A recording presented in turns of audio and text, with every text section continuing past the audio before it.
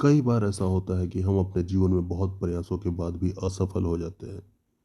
बहुत सारे क्षेत्रों में हम प्रयास करते हैं, लेकिन फिर भी बहुत अथक प्रयास के बाद भी हमें सफलता प्राप्त नहीं होती है। तो आज हम एक कहानी के माध्यम से जानेंगे कि क्यों हम असफल हो जाते हैं। और अगर आप चैनल पर पहली बार आए हैं तो चैनल को सब्सक्राइब करें, और वीडियो अगर आपको पसंद आए तो वीडियो को ज़रूर लाइक करें, क्योंकि ऐसे ही मोटिवेशनल कहानियाँ और घटनाएं आपको इस चैनल पर मिलती रहती हैं। तो चलिए हम लोग आज देखते हैं एक कहानी के माध्यम से कि हम असफल क्यों हो जाते हैं। शोभित एक मेधावी छात्र था। उसने हाई स्कूल और इंटरमीडिएट की परीक्षा में पूरे जिले में टॉप किया था। पर इस सफलता के बावजूद उसके माता पिता उससे खुश नहीं थे।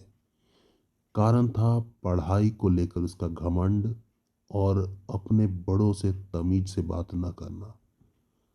वह अक्सर ही लोगों से ऊंची आवाज में बात किया करता और अकारण ही उनका मजाक उड़ा देता।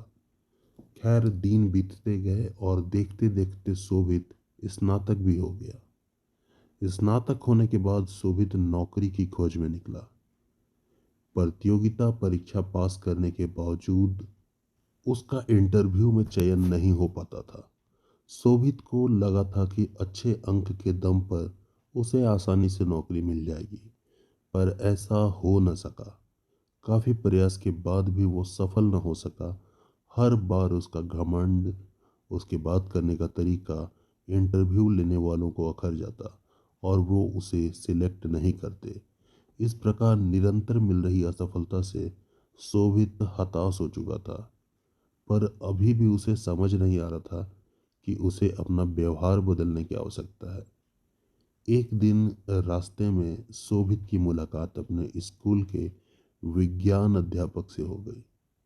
वह उन्हें बहुत मानता था और अध्यापक भी उससे बहुत स्नेह करते थे, क्योंकि पढ़ाई के दौरान वो बहुत अच्छा था।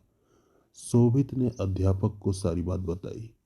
चूंकि अध्यापक शोभित के व्यवहार से परिचित थे, तो उन्होंने कहा कि कल तुम मेरे घर आना, तब मैं तुम्हें इसका उपाय बताऊंगा। शोभित अगले दिन मास्टर साहब के घर गया। मास्टर साहब घर पर चावल पका रहे थे। दोनों आपस में बात ही कर रहे थे कि मास्टर साहब ने शोभित से कहा, जाके देख के आओ कि चावल पके कि नहीं। शोभित अंदर गया। उसने अंदर से ही कहा कि सर, चावल पक गए हैं, मैं गैस बंद कर देता हूँ। अब शोभित मास्टर साहब दोनों एक दूसरे के सामने बैठे थे। मास्टर साहब शोभित की तरफ मुस्कुराते हुए बोले, शोभित, तुमने कैसे पता लगाया कि चावल पक गए हैं? शोभित बोला, ये तो बहुत आसान था। मैंने चावल का एक दाना उठाया और उसे दबा के उसे चेक किया कि वो पका है कि नहीं। वो पक चुका था। तो मतलब चावल पक चुके हैं। मास्टर जी गंभीर होते हुए बोले, यही तुम्हारे असफल होने का कारण है। शोभित उत्सुकतावश मास्टर जी की ओर देखने लगा। मास्टर साहब समझाते हुए बोले कि एक चावल के दाने ने पूरे चावल का हाल बता दिया। सिर्फ एक चावल का दाना काफी है ये बताने को कि अन्य चावल पके या नहीं। हो सकता है कि कुछ चावल न पके हों, पर तुम उन्हें नहीं खोज सकते। वो तो सिर्फ खाते वक्त ही अपना स्वभाव बताएंगे।